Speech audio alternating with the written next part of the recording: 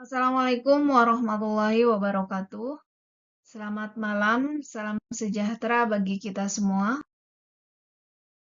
Di sini saya akan mempresentasikan proposal penelitian yang berjudul Pengaruh Penggunaan Media Sosial Instagram terhadap Manajemen Privasi Komunikasi Mahasiswa. Video ini dibuat untuk memenuhi tugas ujian akhir semester mata kuliah Teori Komunikasi Digital dengan dosen pengampu Ibu Siska Fitriah, SKOMI MSOS. Baiklah, izinkan saya untuk memperkenalkan kelompok 4 yang beranggotakan 5 orang. Yang pertama ada Purwati, saya sendiri. Yang kedua ada Putri Angelita Nur. Yang ketiga ada Ratna Sucianti. Yang keempat ada Humam Gunawan Salim. Yang kelima ada Cecilia Chan. Halo semuanya, perkenalkan nama saya Putri Angelita Nur. Di sini saya akan membahas tentang metode penelitian. Penelitian ini menggunakan studi literatur atau literatur review dengan pendekatan kualitatif.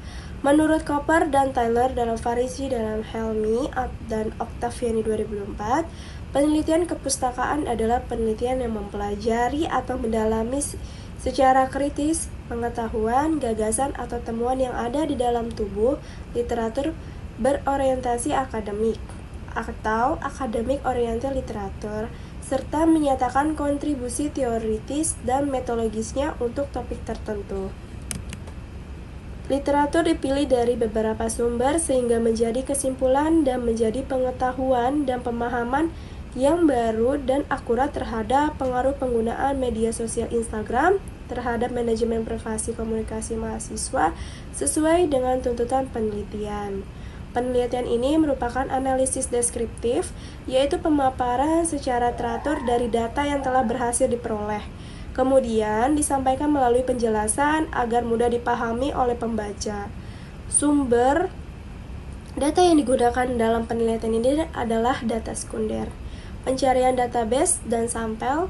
Penelitian ini menganalisis dan meninjau artikel jurnal yang sesuai dengan kriteria. Pertama, model penulisan artikel harus menggunakan metode kualitatif dan kuantitatif. Kedua, sumber jurnal harus terindeks dalam Science and Technology Index, yakni artikel yang terindeks secara nasional dengan kategori Sinta 6 sampai Sinta 2 dan tidak terindeks, serta proceeding. Ketiga, pencarian dengan kata kunci pengaruh penggunaan media sosial Instagram terhadap manajemen privasi komunikasi mahasiswa. Pencarian jurnal dilakukan melalui database Google Scholar. Data yang dikumpulkan dalam penelitian kualitatif adalah berupa kata-kata, gambar, dan bukan angka-angka yang bisa disebut dengan deskriptif. Dengan demikian, menurut Moleong 2016. Untuk bab 4 merupakan hasil pembahasan dari makalah ini. Yang pertama ada privasi komunikasi. Fungsi privasi komunikasi adalah hak setiap individu untuk mengendalikan informasi pribadi dalam interaksi sosial di era teknologi saat ini.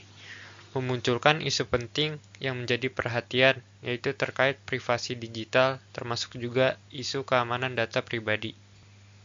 Dari laporan Data Privasi Index 2023 menunjukkan bahwa dalam 2 tahun terakhir telah terjadi pelanggaran privasi dan pencurian identitas di mana kenaikannya sebesar 35% melalui platform media sosial. Dari data ini, kita ditunjukkan bahwa pengguna media sosial, termasuk juga para mahasiswa, berada pada posisi yang sangat rentan terhadap risiko kebocoran data. Kebocoran data ini diakibatkan oleh kebiasaan berbagi data dan informasi secara berlebihan. Selanjutnya, ada survei terkait kebocoran privasi dalam dunia media sosial. Adanya beberapa penelitian terdahulu, diantaranya adalah penelitian yang menemukan fakta bahwa dari 80% responden yang peduli terhadap privasi mereka. Namun, hanya 25% yang mengakui aktif melakukan perubahan pengaturan privasi di akun media sosial mereka. Ini artinya terdapat perbedaan antara kesadaran teoritis dengan perilaku nyata dalam hal menjaga privasi digital. Selanjutnya, ada fungsi privasi komunikasi yang dapat diterapkan. Pertama, melindungi data pribadi. Penting untuk menjaga informasi pribadi supaya tidak disalahgunakan oleh orang yang tidak bertanggung jawab, yang dapat menimbulkan kerugian baik secara moral maupun material, seperti nama lengkap, alamat, nomor telepon, foto, tempat kerja. Kedua, mengendalikan akses informasi pribadi kita supaya tidak boleh diakses oleh siapapun tanpa izin sehingga keamanan akun kita bisa dikendalikan. Dalam hal ini, kita bisa menggunakan fitur akun private, close friend untuk story. Fungsinya memberikan kendali penuh pada akun untuk menentukan batasan-batasan informasi. Ketiga, menghindari penyalahgunaan konten. Memberikan batasan informasi kita siapa saja yang boleh bisa mengakses, melihat, menyimpan, atau menyebarkan konten kita, baik foto, video, cerita pribadi. Keempat, mengatur jejak digital. Fungsi lain privasi adalah membantu kita mengendalikan jejak digital yang kita tinggalkan di media sosial. Dengan memiliki privasi baik, data kita tinggalkan tidak mudah dilacak dan digunakan pihak ketiga, seperti perusahaan iklan atau hacker. Faktor yang memengaruhi komunikasi. Ada 3 faktor yang memengaruhi komunikasi mahasiswa dalam platform Instagram, yaitu sebagai berikut. Yang pertama, faktor individu. Berkaitan dengan karakteristik pribadi mahasiswa yang memengaruhi cara mereka berkomunikasi di Instagram. Yang kedua, faktor sosial. Pengaruh lingkungan dalam pergaulan mahasiswa sangat memengaruhi norma tentang pantas atau tidaknya informasi pribadi diposting atau dikomentari akan memengaruhi cara mahasiswa berinteraksi di Instagram. Yang ketiga, faktor teknologi. Sebagai platform digital, Instagram juga memiliki fitur yang memengaruhi komunikasi mahasiswa, seperti fitur story, reels, direct message atau DM, dan komentar membuat komunikasi lebih cepat dan variatif. Kita akan membahas konsep batasan diri mahasiswa di Instagram. Mahasiswa biasanya sudah menyadari tentang batasan diri di dunia digital.